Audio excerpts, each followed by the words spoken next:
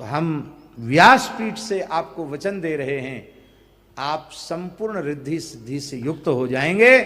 आपको अपने जीवन में किसी वस्तु का अभाव नहीं रह जाएगा। आप करके देखो, प्रत्यक्ष चमत्कार। अब हम व्यासपीठ से कहें तो आप लोग कहेंगे कि आप क्या बोल रहे हैं, और इस प्रकार की अनुभूतियां सबके सामने बोलनी भी नहीं चाहिए। और फिर देखो, आपके जीवन में पद पद पर चमत्कार होने लग जाएंगे, अनहोनी घटनाएं होने लग जाएंगी। उन अनहोनी घटनाओं को ही लोग चमत्कार कह देते हैं। गो सेवा कभी व्यर्थ नहीं जाती है, कभी व्यर्थ नहीं जाती। गाय कभी किसी का कुछ भी उधार नहीं रखती। आप अत्यंत श्रद्धा पूर्वक गाय की सेवा करें, आप एक मुट्ठी गाय को खिलाएंगे, आपको 1000 मुट्ठी मिलेगा। आप करके देख लो। अब आप लोग कहेंगे कि हमने तो कई ऐसे गोभक्त भी देखे कि सर्वस्व लगा दिया, फिर गरीब हो गए, परेशान हो गए, कर्ज में डूब गए, गौशालाएं कर्ज में हैं। ये सब ठीक है, ये भी ठीक है, पर इसके पीछे हमारा एक भाव है। वो भाव ये है कि कोई भी व्यक्ति बाजार में जाकर मिट्टी की हंडी खरीदता है तो उसको ठोक बजाकर देखता है कि ये टन्न टन्न बोल रही है कि झन्न झन्न। टन्न टन्न बोले तो रुपया देता है, और झन्न झन्न बोले तो कहीं न कहीं से ये फूटी है, इसमें छिद्र है, फिर वो मिट्टी की हंडी नहीं खरीदता। अरे मिट्टी की हंडी भी ठोक बजाकर खरीदी जाती है। गौ माता और ठाकुर जी हमको ठोक बजा के देखते हैं। ये केवल लोभी लालची स्वार्थी तो नहीं है, थोड़ी विपत्ति डाल के भी इस पे देखते हैं, ये इस क्षण में भी गौ सेवा करता रहता है क्या, ये ठाकुर जी देखते हैं। और जब आप यह इस निश्चय पर पहुंच जाएंगे कि हम अपने आप को बेच कर भी गौ सेवा कर दें तो भी कम है, इस निश्चय पर आप पहुंच जाएंगे, चाहे हमारा घर बिक जाए, मकान दुकान बिक जाए, हम खुद बिक जाएं भरे बाजार में, पर हम गो सेवा से मुख नहीं मोड़ेंगे। इस निष्ठा से आप गो सेवा करेंगे तो हम व्यासपीठ से आपको वचन दे रहे हैं, आप संपूर्ण रिद्धि सिद्धि से युक्त हो जाएंगे। आपको अपने जीवन में किसी वस्तु का अभाव नहीं रह जाएगा। आप करके देखो। लेकिन एक बार गोमाता को अपनी संपूर्ण कृपा आप पर करनी है तो आपको वो ठोक बजा के नहीं देखेगी क्या? क्या ठाकुर जी ठोक बजा के नहीं देखे? अवश्य देखते हैं। प्रत्यक्ष चमत्कार। अब हम व्यासपीठ से कहें तो आप लोग कहेंगे कि आप क्या बोल रहे हैं, और इस प्रकार की अनुभूतियां सबके सामने बोलनी भी नहीं चाहिए।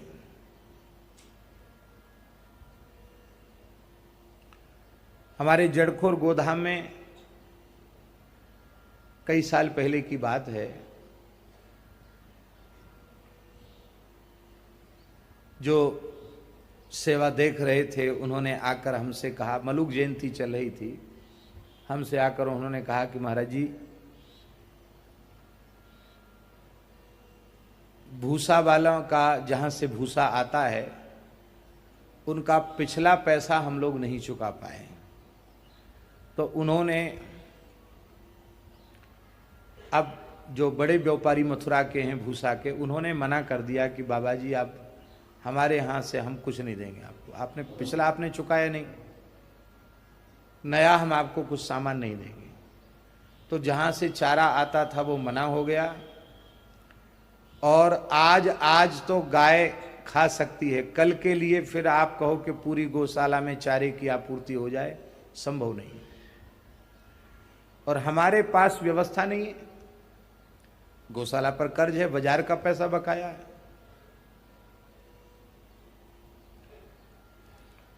आपको इसलिए बताया कि आप संस्थापक हैं, अध्यक्ष हैं, अब आप बताओ हम लोग क्या करें। भाई गाय तो भूखी प्यासी नहीं रहेगी, आप प्रबंध करें। तो मैंने उनको कहा कि उत्सव चल रहा है, आपको ये बात कुछ दिन पहले आप बताते तो कुछ हम लोग प्रयास करते, लेकिन अभी इतने जल्दी कैसे क्या होगा। चलो भगवान करेंगे, हम लोग तो सेवा कर रहे हैं। गाय की सेवा तो गोपाल जी करते हैं, हम लोग तो निमित्त मात्र हैं, ठाकुर जी सब करेंगे, आप निश्चिंत रहो। उनको तो मैंने ये सांत्वना दी, विजय जी को मैंने सांत्वना दे दी, और स्वयं हमको थोड़ी सी चिंता हुई। शाम को मैंने कहा कि रे ये अच्छी समस्या है,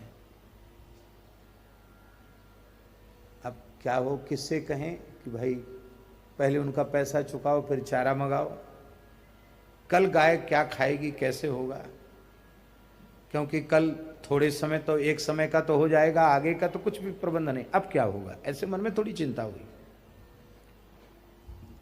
ठीक दूसरे दिन की बात है, एक मोटे मोटे व्यक्ति, एक सज्जन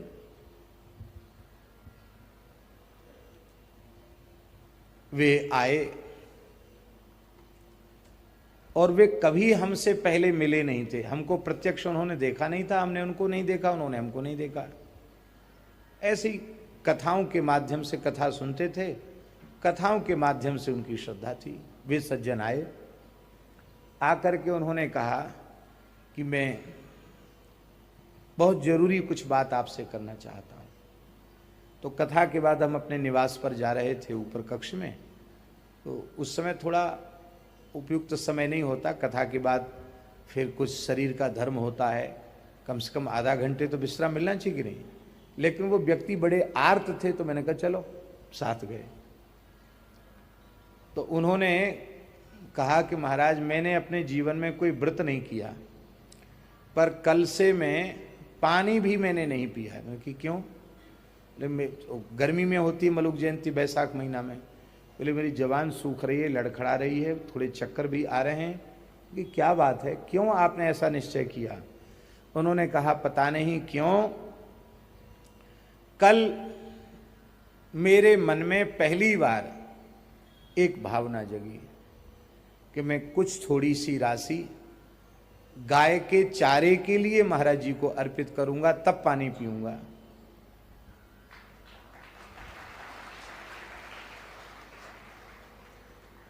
मुझे ट्रेन में तत्काल में टिकट भी मिल गया और मैं आया हूं। तो ये सेवा आप गाय के चारे के लिए स्वीकार कर लीजिए और मुझे जल पीने की अनुमति दीजिए। तो हमने जो वहाँ संत थे, मैंने कहा बहुत प्यासे हैं, इनको थोड़ा सा जल पिलाओ, जल पियाओ।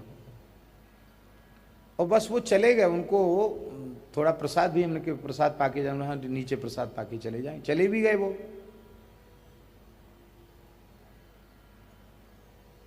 ऐसे लगा कि जैसे इसी काम के लिए आए हो। फिर मैंने, बाबूजी है ही है प्रमाण, मैंने इनको कहा बाबूजी को वो विजय जी को बुला कर देना है, क्या सेवा है देखो।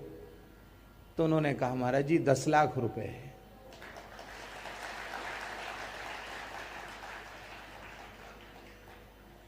तुरंत मैंने विजय जी को बुलाया, मैंने कहा उठा ले जाओ, पहले तो जो चारे का पुराना बकाया है वो भी दो और नए चारे का तुरंत लदवा करके गौशाला भेजो। एक छोटी सी बात आपको बताई है, ऐसी कितनी घटनाएं घट गई।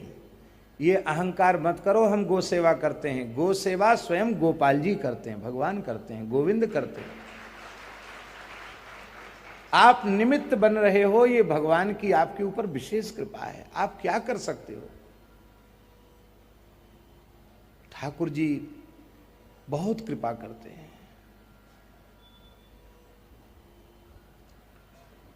इतना भी विश्वास तो करो भगवान के ऊपर, फिर देखो आपके जीवन में पद पद पर चमत्कार होने लग जाएंगे, अनहोनी घटनाएं होने लग जाएंगी।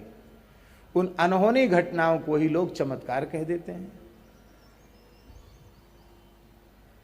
पर ये सब होगा तभी जब आपका भगवत विश्वास दृढ़ होगा, तभी होगा। तो समय थोड़ा ऊंचा नीचा आता रहता है, पर उस ऊंचे नीचे समय को देखकर हमें घबराना नहीं है, अपनी निष्ठा कमजोर नहीं करनी है, और एक बात का पक्का निश्चय करके रखना है कि अग्नि के समान तेजस्वी पुरुष भी गाय का कोई अंश पचा नहीं सकते हैं।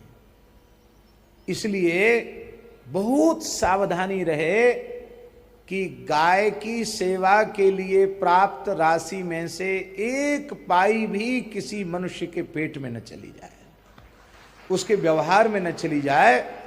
गाय के लिए जो राशि है वो गाय की सेवा में लगे।